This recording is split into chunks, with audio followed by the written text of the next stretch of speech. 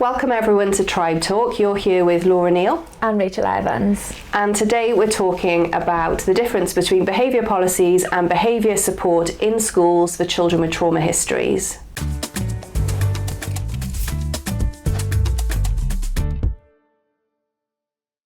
Most schools have behaviour policies. Staff members are trying to support children in busy environments, but what we find is children that have experienced trauma particularly struggle with the expectations of school.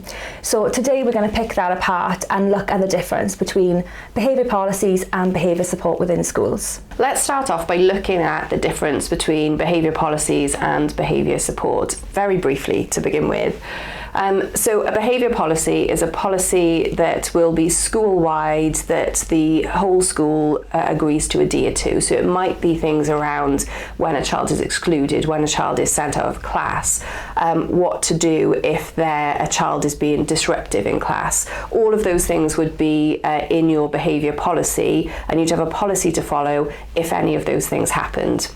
Behaviour support is quite different, but I feel that sometimes the two can get mixed up. Yeah. So with behaviour support, you're specifically looking at how can we support the child within this environment, within this context.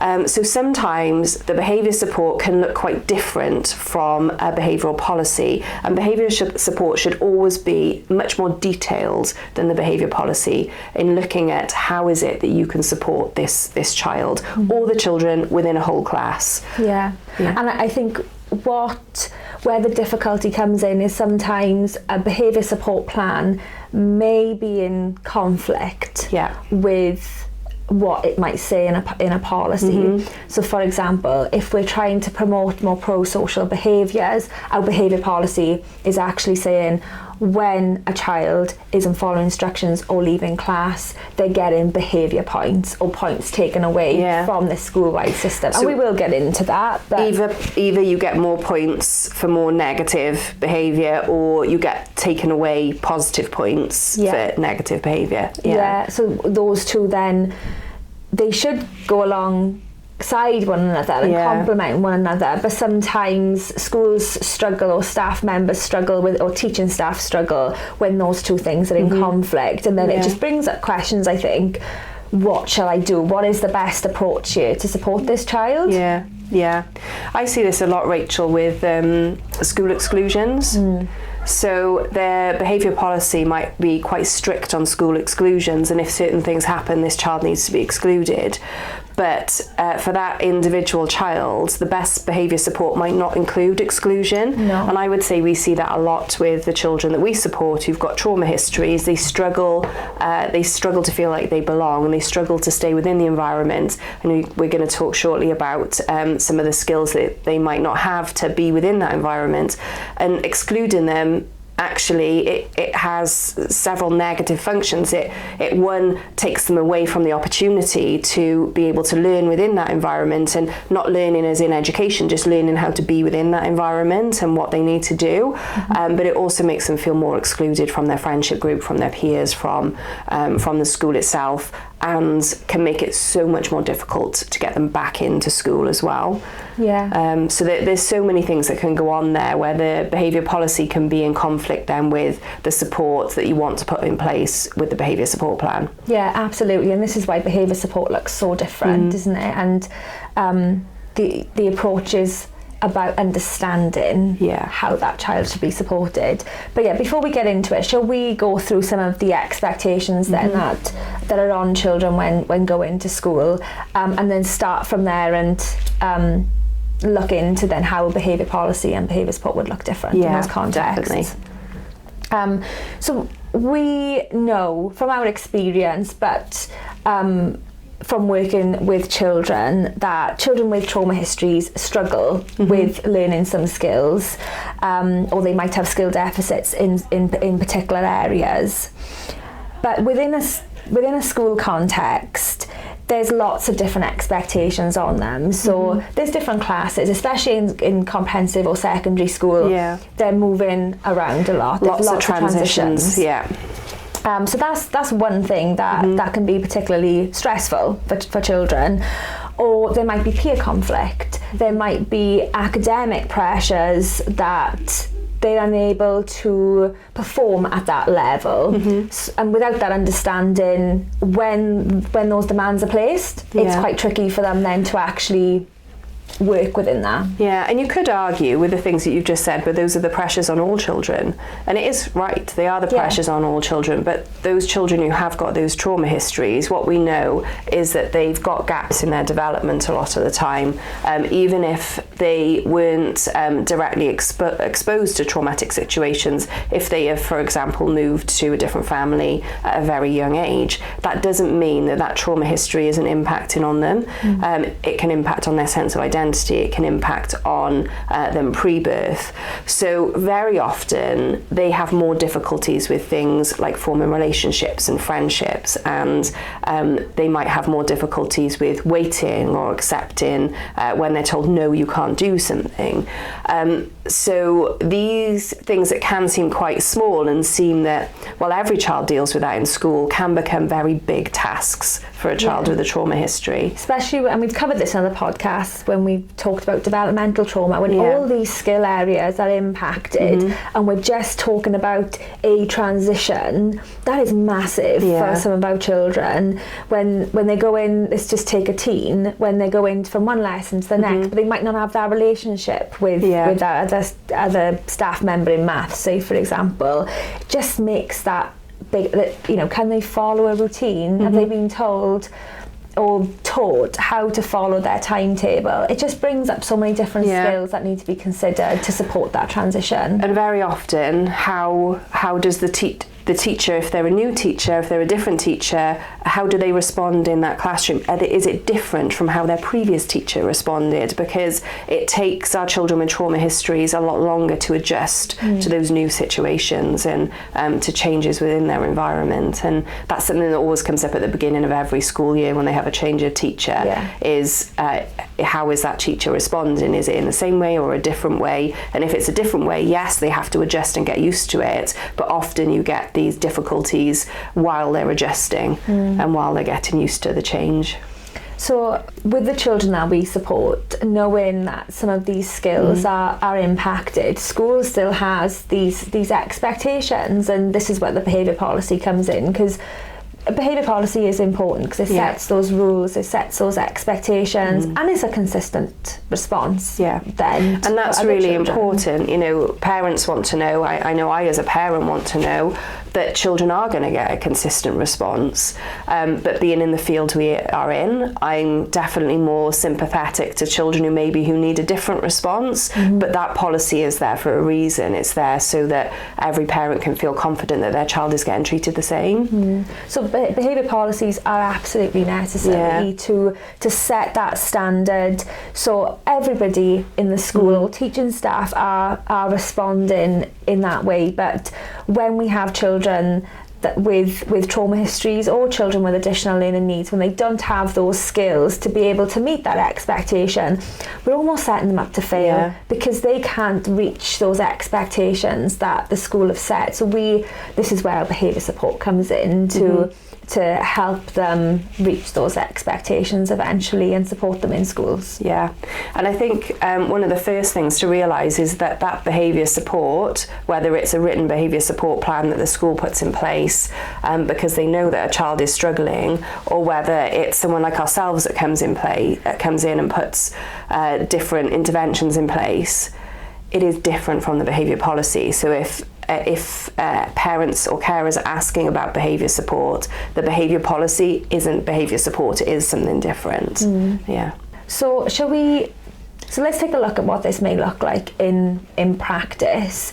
So we might have a child that's not asking for help in class, and they're shouting out instead of raising their hand and asking for help. Or we might have a child that is walking out when they're feeling overwhelmed, or it's constantly having conflict with their peers. That is going to play out in the classroom or in school as a child that is just shouting out and that's being disruptive. That may result in you need to get out to the classroom, go and stand outside, or go to the head teacher's office. Or a child that's just walking out, again, that's classroom disruption. So all that would, within a behaviour policy, would be behaviour points, disruption in classroom, and may lead to detention at the lowest level. Well, detention, exclusion, calling parents in for a meeting, it can lead to lots of things, can't it? Yeah. But those disruptive behaviours, it being particularly difficult for teachers to manage, so go into that behaviour policy for guidance and what to do next, and usually they are sanction based. You know, we need to stop this behaviour, so that's going to result in detention, exclusions, you know, if that continued. Where behaviour support would come in, especially when we're working with, you know, I'm just thinking of our roles, Laura, you know, going into schools and consulting on difficulties like this. Our first thing would be, let's look at that child's trauma history and let's assess the problem. Yeah. Why is the child shouting out? Why are they walking out of class? Why is there constant peer conflict? We need to get to the root cause of that. Yeah, so really looking at why is that happening, and then and I think we'd look at lots of different areas there when we look at the trauma history, but then we'd also look at the current environment and what's going on. Is there anything that leads up to these things happening? Is it all the time? Is it in for our comprehensive school children? Is it in a specific class, or does this not happen at certain times? We're always asking these types of questions so that we can get to the root cause and put support in place to reduce the likelihood of this happening. But we just need to understand that problem, don't we? Like I said, look to the environment, look at the classroom. What are there any class-wide systems that are in place? Are there like little things that we could do? You know, a child that's shouting out, that's not asking for help. Why is that child doing that, or that individual doing that? Are they stuck on their work and they haven't learned how to ask for help appropriately, or are they just trying to recruit some peer attention? Yeah. So it's, you know, and it would depend on the purpose that behaviour was serving as well as to which approach we go down. And I think as well, one of the other things we look at is the teaching environment and the pressures on the teacher, because I'm just thinking of a recent visit I did to a school where what you've described is exactly what I was seeing. This child who was getting up and walking out of the classroom, walking back in when he wanted, wasn't really focusing on work. But the teacher had a class of 30 that she had to engage in work. So we can look at all of those factors, all of those things that are going on, and say, okay, well, he needs individual support. We need to do this, this, and this. But that teacher does not have that capacity. So really thinking about how do we support the child, but the teacher in this context as well. That's so important, because I think, you know, classrooms today, there's lots of children that need support in different areas, and it's likely, especially if you're teaching larger classrooms, it's not just about teaching, it's also managing lots of different behaviours. And I've definitely had similar experiences with you where teachers are doing everything that they can with the resources that they've got. But that's where we come in then, to see what is possible, what is like the smallest thing that we can change, which is that's the easiest option for the teacher, but it's going to make a little bit of an impact on behaviour. And usually those class-wide systems are a good place to start. Yeah, because just thinking back to that example I just gave, it also wasn't only that one child who was having difficulty within that classroom. There was probably 30% of the children that were having difficulties, and we're seeing more and more of that now, far more than we used to. If we're thinking like 5-10 years ago, we didn't used to see as many difficulties as we do now within classrooms, and teachers have to manage so much more. So those class-wide interventions are really, really valuable, because they can be applied to all children then. They are usually the easiest thing that we can do to capture as many behaviours as possible. And usually teachers prefer that type of approach. They're not doing something more individualised. You know, for one person, it's a lot more manageable. But sometimes that's where we got to start and work with the resources that we've got. To support children. But this is where the I guess this is where behaviour support and behaviour policies overlap, because you might look at a classroom, for example, and see that a certain type of support needs to go in place.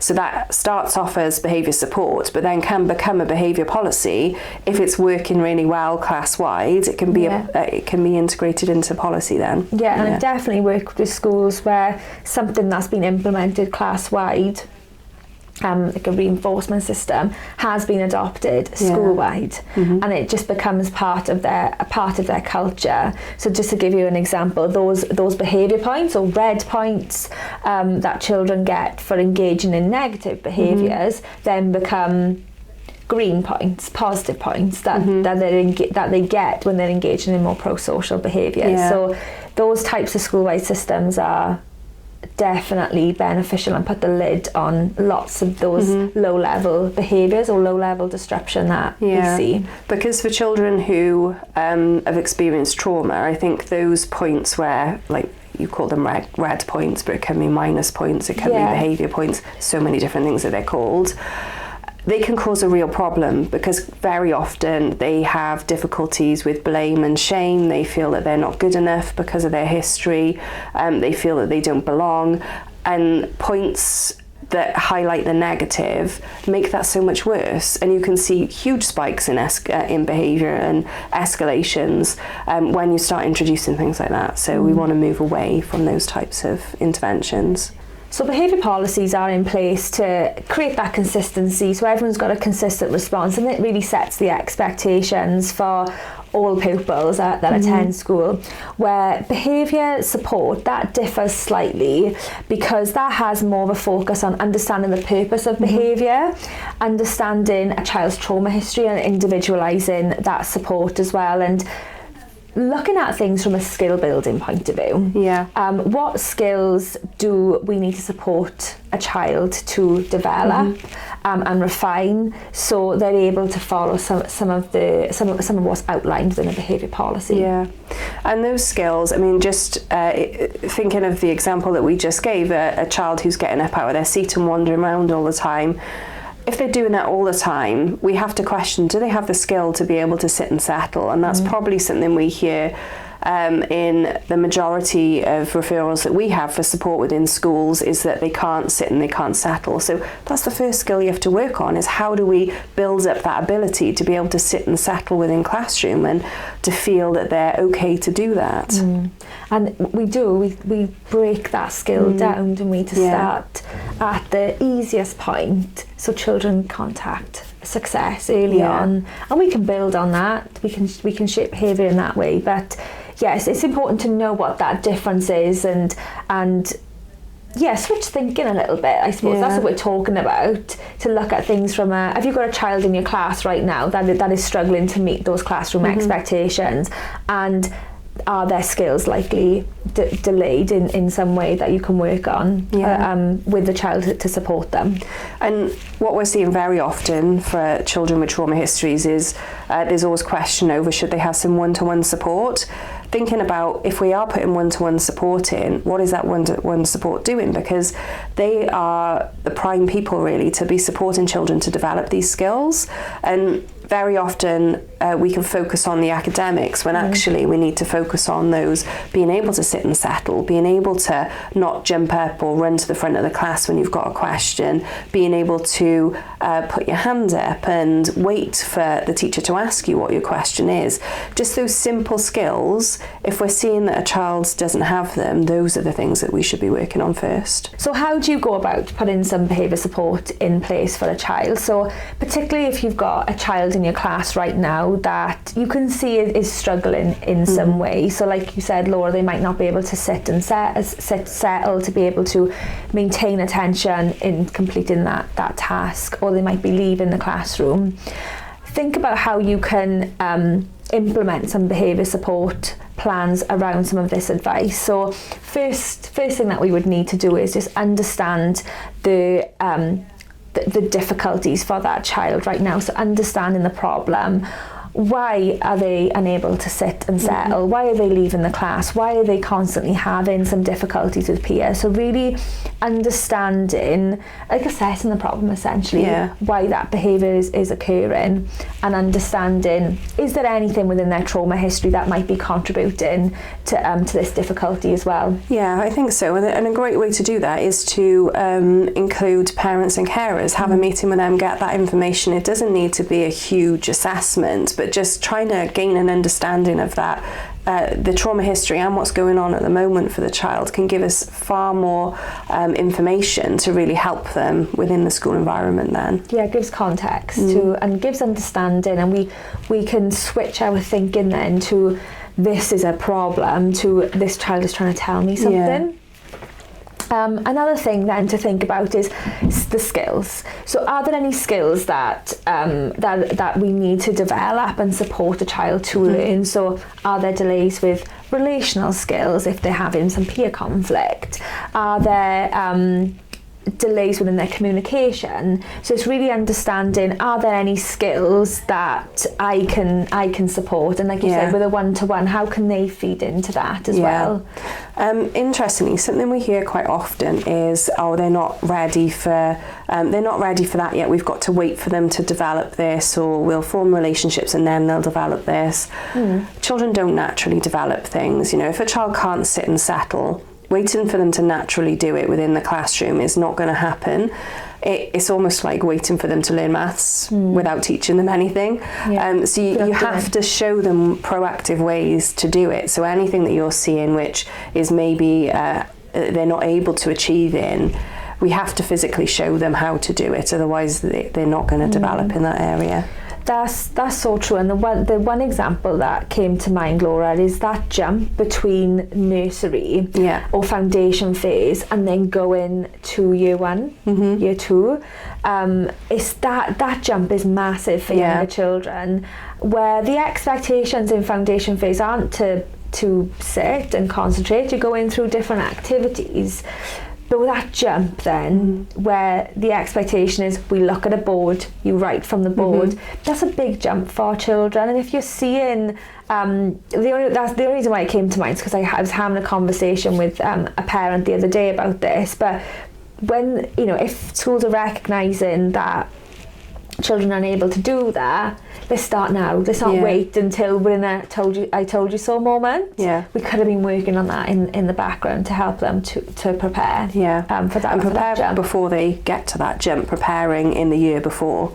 So that they're doing practices in how to sit, settle, concentrate, follow instruction. They're all skills that are needed for moving through the years. But each year will have a different milestone. Going from year 6 into comprehensive school, you have to follow a timetable. So we need to embed all of that learning and practice beforehand, getting your bag ready, following those routines, following your calendar and your diary. So it's all, each year has its own different milestones, but we can get ahead of the game and teach those skills before we're in a situation where it's a bit too late, or we're trying to chase our tail a bit. And then lastly, thinking about, are there any environmental adjustments as well? So going back to our assessment essentially of the environment, are there things that we can tweak? So is it we need to maybe organise the classroom a little bit differently, so maybe move in some children around, sit them next to maybe a positive peer influence. Do we embed more reinforcement-based systems within that, within the classroom? So just thinking about some environmental adjustments, some easy things that we could do that maybe might help with seeing more positive behaviours. And there's always environmental adjustments. How much you can do within a school-based classroom is a discussion, for the teacher to have with with the head teacher and thinking about it school-wide, but there's always environmental adjustments that can be made too, particularly for children with trauma histories. They usually prefer less clutter, more structure. They need that. Yeah, they need that to be able to function. Some will want to be near the teacher at the front of the class, some will benefit from being further towards the back of the class, maybe with an LSA who can support them there. It very much depends on the child, but definitely in terms of the environment, like less clutter, more structure, really good routines and clear boundaries around things. Children will thrive in those environments where if there's less structure, they're far less likely to be able to cope. Yeah, I always give this example when we're on Tribe. When I was in a school supporting a young lad, he had, when they did like the quick fire maths quizzes at the beginning of a maths lesson, it was set out in a way, it was very colourful, it looked very appealing, but he had such a negative history with that. It was like, as soon as I see that worksheet, it's been thrown across the room. I'm not doing it. The only thing we did was just change the layout of that and put the maths questions in like sequence. Didn't look colourful, it was just very plain. But that just prevented that behaviour. So it was just like changing the layout of that, just really supported. So it's little things that you could do that would make a big difference. It was just because he had a negative history with that. Yeah. So yeah, changing the way something looks can help. And those things are things that would go into a behaviour support plan, but they wouldn't go into a behaviour policy. No. And this is where they're different. Yeah. So we have a question to finish up from a teacher who came on our Tribe Trauma Informed Care training. And they're in this situation where they're supporting lots of children with varying needs. And their question was, how can schools balance maintaining standards while also making adjustments for those children who struggle to meet those standards and need additional support? Yeah, and I think that just comes back to, for me, Laura, in just reinforce those behaviours that you want to see more of. So within, behaviour policies, it's great that schools have these school-wide systems where they want to be noticing behaviours and acknowledging that. But as soon as we flip the switch and start focusing on those more positive ones, so give points for putting your hand up in class, give points for walking down the corridor instead of running down the corridor. So try and notice those behaviours that you want to see more of, because you're actually teaching in the moment. Yeah. You're reinforcing the behaviours that you want to see.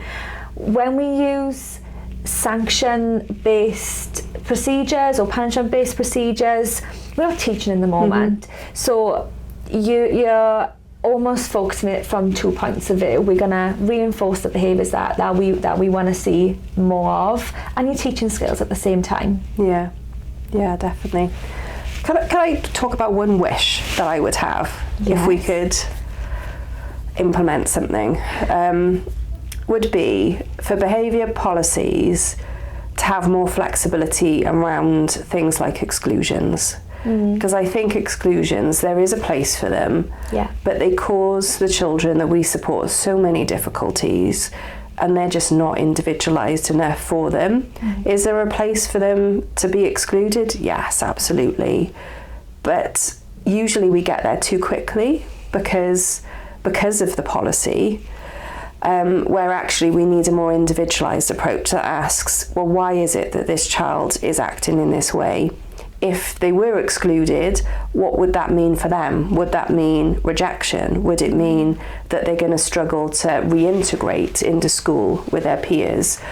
Would it mean that actually that's made their life so much easier because they're really struggling and finding school difficult?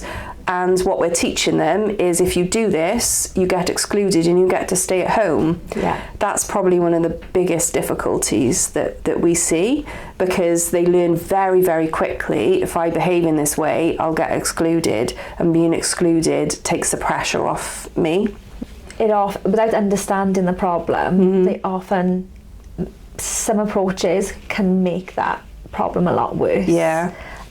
We've got a deep dive on school refusal where we'll unpack all of that, but we do have families that are stuck in situations where children have been home for months because we can't get them back to school. That is a good wish. That would be my one wish, to have, and not to take exclusions out of the policy or not have them, to have more flexibility around them, to adjust them to the needs of the individual child. Yeah, that would be my wish. So Rachel, you said about by the time this podcast comes out, we'll have actually done this deep dive already. Yes. So it will be available available for immediate access. So I'll pop the link in the description of this podcast to that deep dive. Yeah. So that concludes our podcast today. The key takeaway is that a behaviour policy is different from behaviour support. And if there is a child that's struggling, whether you're teaching a child that's struggling, or if you're a parent and you know that your child is struggling in school, ask about behaviour support. Is there a behaviour support plan in place? So we're actually looking at what's the actual problem that's causing these difficulties, and how do we support with that so we can set our children up for success. And if you want any more information on trauma-informed care in practice, then subscribe to Tribe Talk.